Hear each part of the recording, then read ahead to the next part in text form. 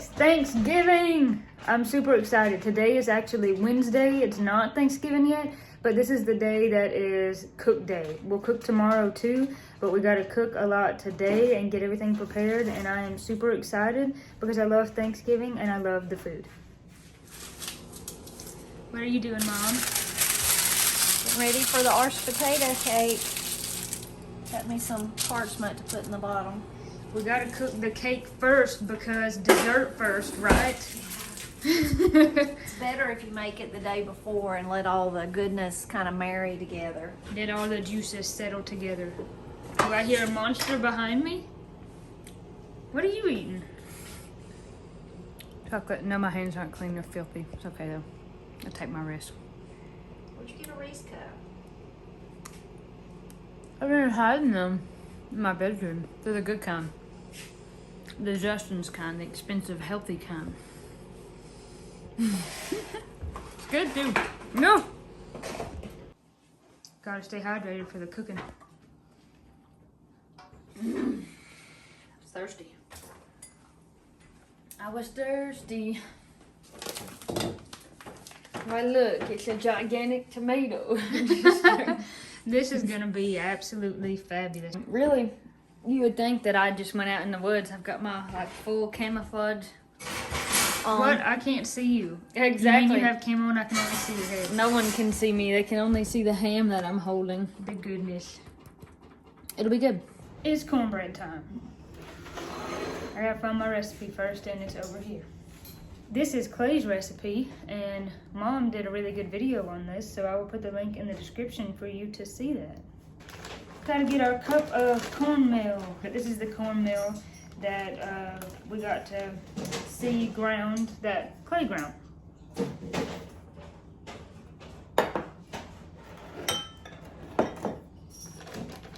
gonna set this aside because I'm actually making 2 loaves of cornbread. I don't think cornbread is called a loaf, but making 2 cakes or pones of cornbread. We got half a teaspoon of salt. This is actually 1/4 teaspoon, so I'm gonna do 2 of these. And I love how the salt is in this old jar. This is the cool kind that has the glass top that this thing comes over. I love that. Alas, that's what we've got. Trying to be really cool and do this one-handed. And now we have buttermilk. Dad loves to drink this plain. Drop a comment and let me know if you like to drink buttermilk plain. I do not, but it's definitely good to cook with. It does smell good though, and it goes so good in sweet stuff like candy. Yeah. Pralines. This is what makes the pralines super good. It's magic. And here we go. This is like a paste. I could build a brick house with this. Add me some more, Mama. Thank you. Voila! Now, the oven is heating. We'll heat the pan and then pour this luscious goodness into the hot pan. Stir it like a cauldron, like a potion. This is more because this is gonna be the second cake and it's going in a bigger pan. The first one I made is gonna go in a number 6 cast iron skillet. This one's going in an 8. You doggies! I get pretty excited for Thanksgiving cooking. Don't leave us now because you're about to get to see this going into a hot pan and you're gonna wanna see and hear the sizzle. Are you ready for the sizzle, guys? Here comes the sizzle. Oh, yeah.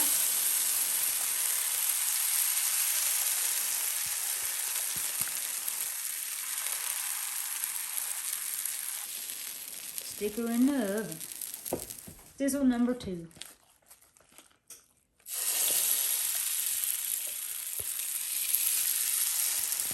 Sizzle number 2 for the baby pan.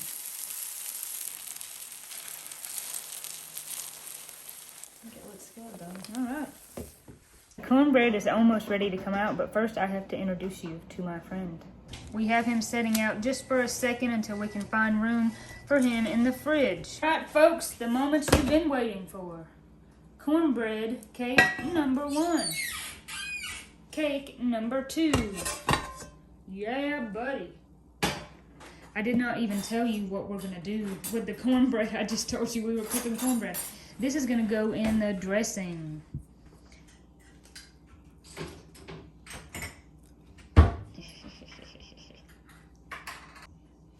Okay, I couldn't hold out long. I got to eat a little piece of this while it's still hot. I just have a baby piece. Get that butter, more better. Can't resist either. Now, does that look good or does that look good? So good. I wonder if you'll be able to see the steam coming off this. Okay. This is so good. I'm gonna deliver Katie a piece of cornbread. Oh, Katie, cornbread delivery.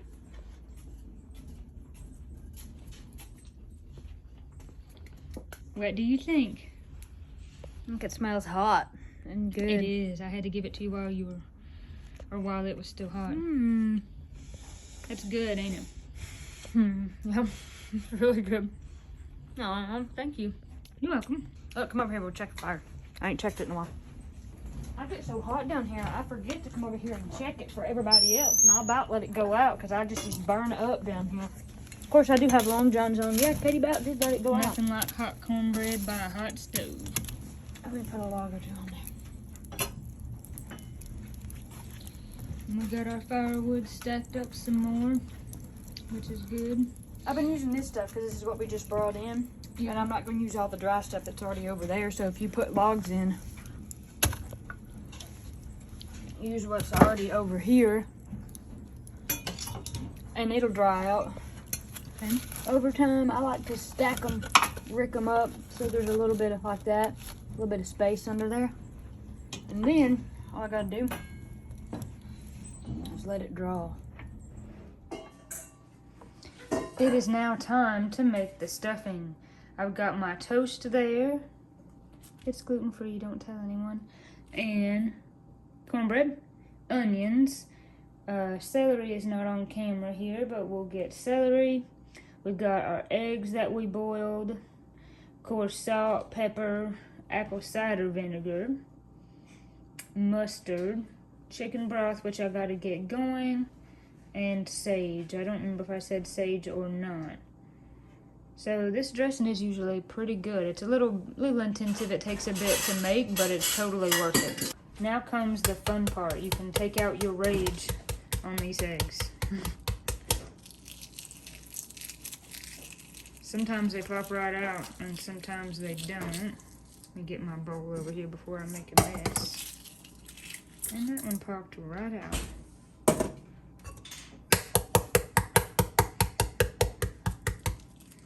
I've seen people put them all in like a plastic Tupperware thing and really shake them up and have all the things fall off, but I just do it this way. Yeah, I used to watch some kind of silly show with a girl that sang, I like eggs. I forgot all about that. That was, what was that called? The Amanda Show. And it was always the scene. She was in the bathroom. It was like the cool girls, you know, in the bathroom between classes, and her name was Debbie, and she would say, I like eggs. That was her thing, and like that's all she would ever say. That was so funny. Now it's time to cut these up. And there is a recipe for this. It's actually on Mom's blog, so I'll put that link in the description. Can't see Mom, but she's off the screen there, and that's one of my favorite things about cooking for the holidays is everybody gets to be in the kitchen cooking together. Except me. Yep, except Katie. She says she got to work in her dungeon in the basement. I just one of the nice things, cooking together as a family. I have great memories of cooking with Granny when I was young, helping her. It was always an excitement, helping get ready for whether it was Thanksgiving or Christmas or even just somebody's birthday or Easter. It was always very exciting, so now it's great to be able to do it with you girls. Oh, that's so sweet. I have to go. I'm joking. I mean, don't you remember when you were little getting to make cookies, help make Oh, cookies yeah. or whatever? Oh, we loved Or it. help make the dressing. And Corey was the one that always wanted to be a cooker instead of Katie. Katie can cook some though. Katie will only cook as a last resort. I love to cook. She cooks. You definitely cook. I love Katie to lives- cook though. Katie lives at home so she can have her mama cook for her because she's lazy. I'd rather cook than eat out any day, anytime. I'd rather work than eat. There really is. there really is something about food that you cook in your own kitchen yourself. It tastes better. I think it's healthier. I think it sits better with you. Because it's in your kitchen, in your home, just in your own environment, and I think that makes a difference. Yeah, and you know what's in it too. Yeah. Yeah, cooking from scratch is always better. Here comes the cornbread. The cornbread is easier because you can just take it basically in your fist like that and crumble it. I have already got the celery in, and then this is about 3 cups of onions. And we've got our chicken stock. Thank you, Mama. We got our apple cider vinegar. Now we need our salt, our pepper, and our sage, and our mustard. About a tablespoon of salt. I just eyeball it because we can add more. Then 2 tablespoons of sage. 2 tablespoons of this stuff. This has got the mother in it, but that's okay. If it does, though, you might want to put your thumb over the top like that, just so nothing funny gets in here. And again, just 2 tablespoons. I'm just going to eye it. The chicken broth, there's not really an exact amount. You want it to be moist, but not soupy. So I just add some. Isn't that beautiful, just the way it is? It smells delicious. Now it's time to get down and dirty. I just start mixing it and folding it in. You can definitely use a spoon if you want. I think hands work better. You could also wear gloves if that makes you more comfortable. It's easier with your hands though, I think, because then you can start to feel how moist it is and if it needs any more liquid. So when we first started making this dressing, it's a recipe that Matt learned from his mother, who learned it from her father. So it's kind of been passed down in their family.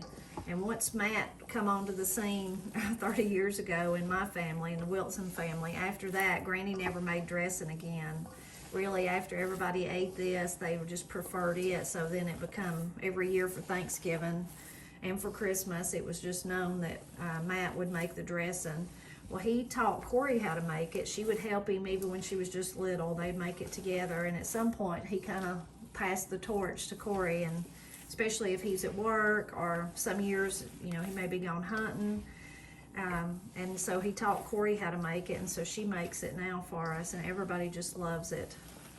It's funny, in different parts of the country, they call it stuffing, and we call it dressing. It's what I grew up with, just dressing. And Granny did make dressing when I was growing up, but we never stuffed the bird, though. We never stuffed the turkey with it, and we don't either. We just make a big pan of it, and this is one of the dishes that by the end of Thanksgiving Day, it's gone. There ain't none left, not one piece, none of it. It gets eat. Here's your spoon. You don't want to taste it? You can taste it first. Alright, if I can hold on to the spoon, my hands are messy. It's really close. The sage is perfect. It don't need any more. If it has any more, it's going to be too much. I think the salt is fine, but I think it needs more vinegar. That vinegar is what really gives it that wangy, nice taste. If it don't have enough, I think it just tastes bland. It's funny, on several of our videos where me or your daddy one, or maybe you or Katie said wang, people's like, what does wangy mean? Yeah. So other places maybe don't say that. So wangy is like not really a sourness. Mm-mm. I would say it is like almost a vinegar type taste. It ain't sour. It ain't hot. It's just. It's not really spicy. No. Yeah. See, I can't even describe it because we just say wang. It's sometimes like when you eat cheese. If cheese has been aged and it's a good quality cheese, it almost tastes wangy. But if it ain't been aged, it don't have much of a taste. No more. Back in. So we usually make the dressing the day ahead and just put it in the refrigerator and then just bake it on the day of Thanksgiving or Christmas. All we got left is to get it in this pan. It'll go in the fridge overnight and it'll be ready to go in the oven tomorrow. How beautiful is that?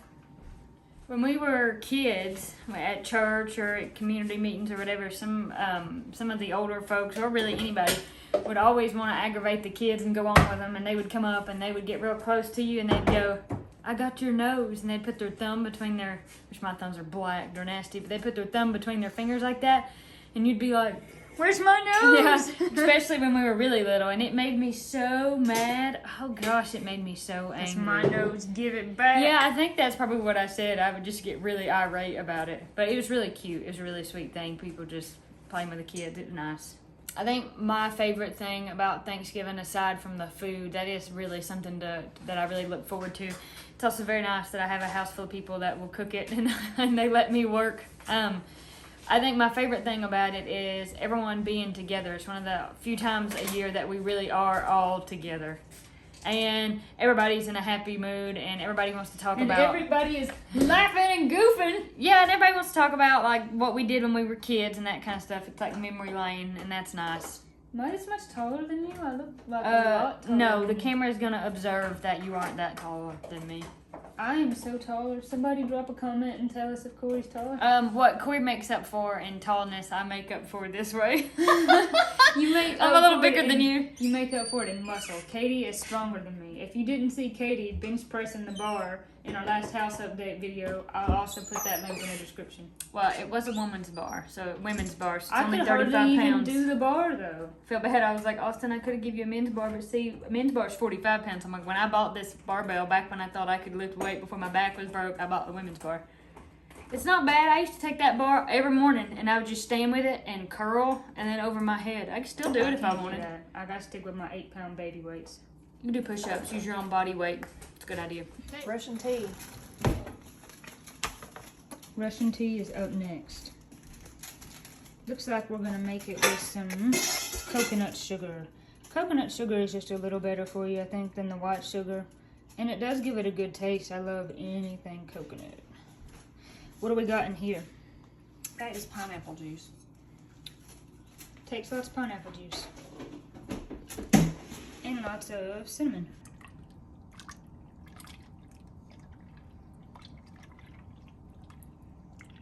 Corey will taste. Corey will taste.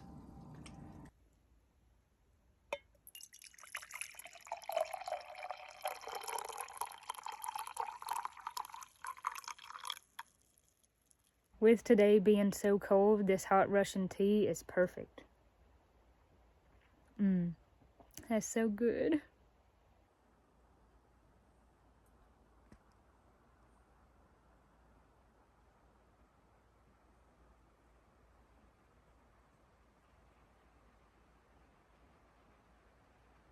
Here is the recipe, so you can definitely pause your screen if you would like. So 2 quarts of water, 4 tea bags or 2 family-sized tea bags, half a can of pineapple juice, a small can of frozen orange juice, teaspoon of cloves, half a stick of cinnamon or 2 teaspoons. We just use the ground cinnamon because we don't usually have the sticks on hand.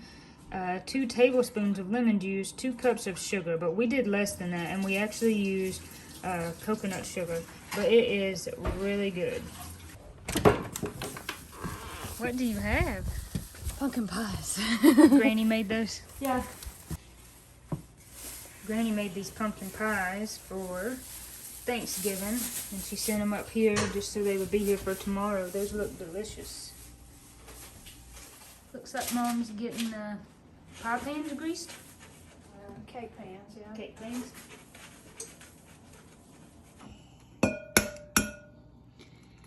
We gotta separate out the yolk from The white. the white. I just couldn't think of the name of that. The clear stuff, the gooey stuff. And the batter is going in. I'm gonna share the recipe with you in just a second. But I had to get this on film because that's beautiful. This is a 2-layer cake. Mm-hmm. Very, very old recipe. Here is the recipe. Mom did a video on this, so I'll definitely put the link to that in the description below. But this is the recipe if you want to pause your screen here or take a screenshot. So all the ingredients. And then on the back, the instructions. And the icing ingredients. And the icing ingredients there to the left.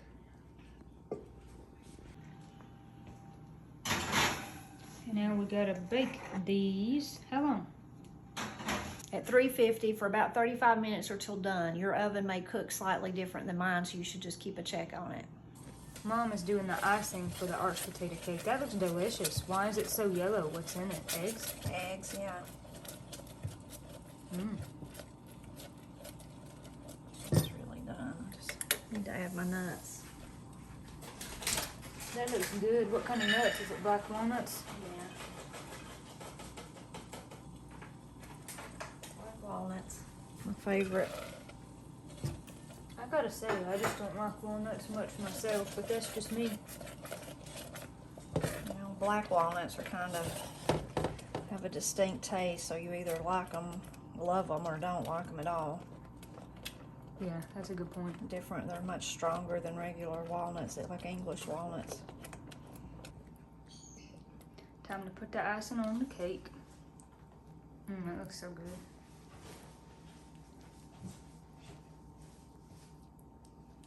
It will be so good.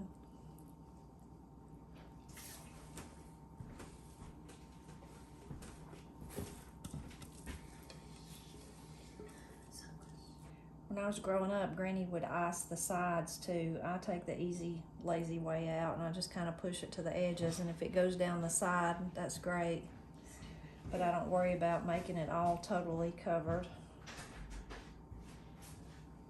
I think it still looks pretty. No, there's not. Okay, that's it.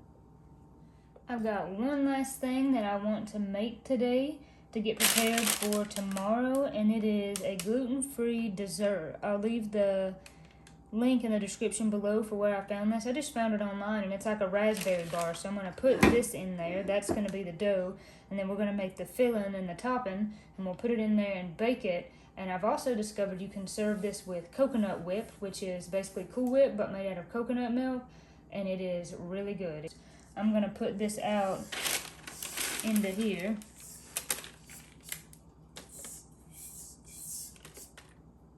And then you just kind of have to push it, like press it together. It's a different dough. It ain't like a normal dough because it's gluten-free. Really all that's in this part right here is just gluten-free flour, coconut sugar, and salt, and then butter. But that's really it, so it's not like a traditional dough. And at first I was kind of like, yeah, this ain't gonna work at all. But once you get it pushed out and get it in the oven, it works just fine. Let's see, so we've got 3/4 a cup of raspberry preserves. This stuff is so good just to eat by itself. I just got this at Ingles. You're wondering what this tastes like? The donuts you can get with the raspberry filling inside them? That's pretty much exactly what this tastes like and smells like. Got my raspberries in, and then I've got a little lemon juice that's going in as well. Now we're going to mix this with the fork, and the instructions say don't mix it until the berries are completely pulverized, just a little. Now we're going to bake this in the oven, and then when we get it out, we're going to add this and put the crumble on top and bake it again. Now we're going to make the crumble that goes on top while the base is cooking. So here's our 1/3 cup of the dough set aside. I just do this in a bowl. You could do it in the stand mixer where I did this, but I'm not going to. I'm just going to do this by hand. 1/3 cup of pecans and 1/4 cup of rolled oats. So I'll get me 2 tablespoons there. And then I'm just going to do it with my hands. Basically just trying to mix all this together into a crumble, and then after the base of it bakes, we're going to take it out, we're going to add that, and then we're going to add this, and it's going to bake some more, and it turns out yummy delicious. Now it's time to put the filling on. This is baked for about 16 minutes. That's Dad. I'm telling him he can come in. Now I'm going to add the crumble on the top, and I like how the recipe said, it said put it everywhere, but then it said squeeze it in your fist, because then it ends up with these little clumps, which is, more like crumble than just if you sprinkle it by itself. So I like to do both. This is how it looks once it's out. Once it's cooled, I can slice it and get it in the refrigerator, or I might just put it like this in the refrigerator, and then we'll have it for tomorrow. Good morning. It's Thanksgiving morning, Thanksgiving Day, so happy Thanksgiving to all our viewers, our YouTube family. You mean the world to us. You're allowing us to get to do what we love, and it's been such a treasure to get to meet all of you and correspond with you through email and through comments. So a big happy Thanksgiving to all of you guys. It's cold here this morning, but it's nice and crisp. I think it's going to warm up a little later, but we're getting the food ready this morning. We'll get it all ready, and then around lunchtime, everybody will come up and we'll get to eat Thanksgiving dinner together, which is always really special. Dad is working on the knife to carve up the turkey later. What kind of knife is that?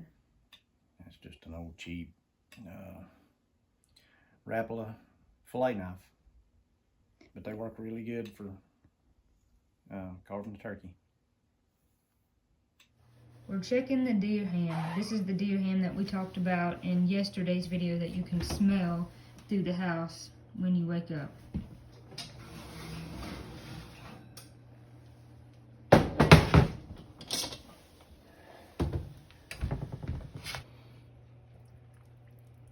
Ooh, that looks really good.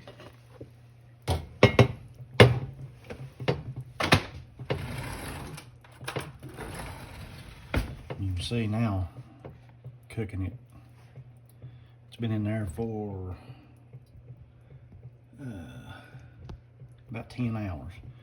And a ham is the toughest thing on a deer, but you can see what it does to it. It just forks apart, and it's got all this really good juice that it's sitting in. You can thicken that and make gravy to pour back over it if you like, or not. But deer ham is pretty tough on its own, but when you cook it like this, it just absolutely falls totally apart. How did you ever learn to do this? It was an old lady, I don't know, 40 years ago or more, 45 years ago, that my dad got acquainted with. She cooked it similar to this, and then over time, I just tweaked it, the stuff we put in it, to suit my taste. So the stuff that I put in it is just my own doing, but it's basically the same process. You put the bacon over top of it for the fat content in the bacon, and it flavors it somewhat too. But that makes the toughest part on a deer just fork tender, and it's really, really good. The pot that we just shoved the deer meat in was gifted to my wife by an old acquaintance, an old guy that many years ago, he moved to Tennessee, and they were building the Alcoa plant, and he actually saw a bulldozer or some piece of machinery roll that thing up out of the ground. It was actually buried, and it had been in the ground for a long time, and the piece of machinery dug it out, and he saw it, and he went and got it and cleaned it up, and he kept it for years. And I don't know that if he used it or if he didn't, but anyway, he gifted it to her, and it didn't have a lid. And somewhere along the line, somebody had given him a lid that fit the pot, and it was actually for that particular pot. And it wasn't the exact one that came with it, but it was one that was made for that pot. And he gave her the pot and the lid, and then I cleaned it up and re-seasoned it. And we cook in it pretty regularly, and especially in the holidays. And I just think it's a really neat story that something that was buried in the ground is what we typically cook in each holiday. Why would it have been buried in the ground? Somebody just discarded it, and over time it just got buried, I guess. And then when they were building that plant, and you got to remember, that was a whole lot of years ago. So the pot was many years older than that, and this was way before my lifetime, So the pot's really old, and it's got the good iron in it from back in the day, as we say. And I just think it's a really neat story that something that was totally discarded and forgotten about is what we cook our holiday meals in.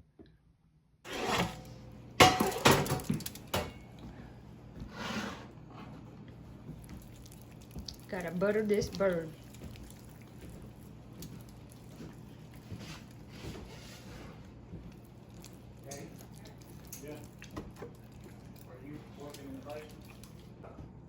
The turkey is buttered and now it is going in the oven. How long will it sit in the oven? This is an 18-pound, right at 19-pound turkey. So we're going to do it for 20 minutes at 450, and then we're going to turn it down to 350 for the rest of the time. Total time, 3.5 hours. So Daddy's going up to their house for Thanksgiving. Well, that's nice. They always invite. Mama's getting the rolls ready this morning. They gotta rise for a while. How long do they have to rise for? About the first rise, maybe about an hour, and then about 30 minutes for the second one. Where'd you learn this recipe from? I found it in Southern Living many, many years ago, and I've been making it ever since. I love it. It's my favorite. Is this the magazine that you clipped it out of, the magazine clipping in this that's book? it. And the lady who made it is named, let's see, where is her name? Oh, Carol Barclay from Portland, Texas. Wow. I'm glad she did it, so. Blessed our family all these years.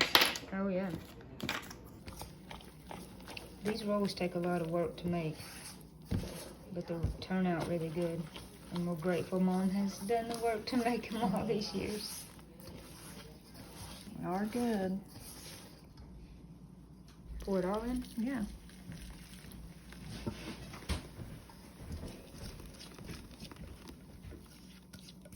Dad is already starving.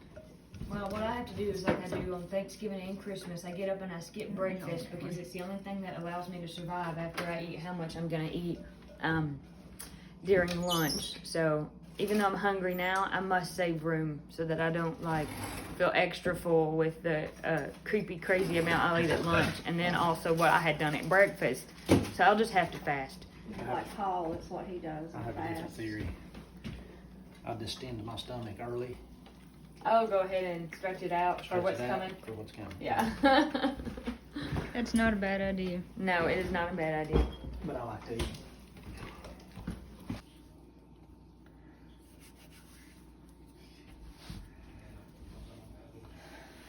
You need me to pull up your sleeves, bud? For 20 minutes.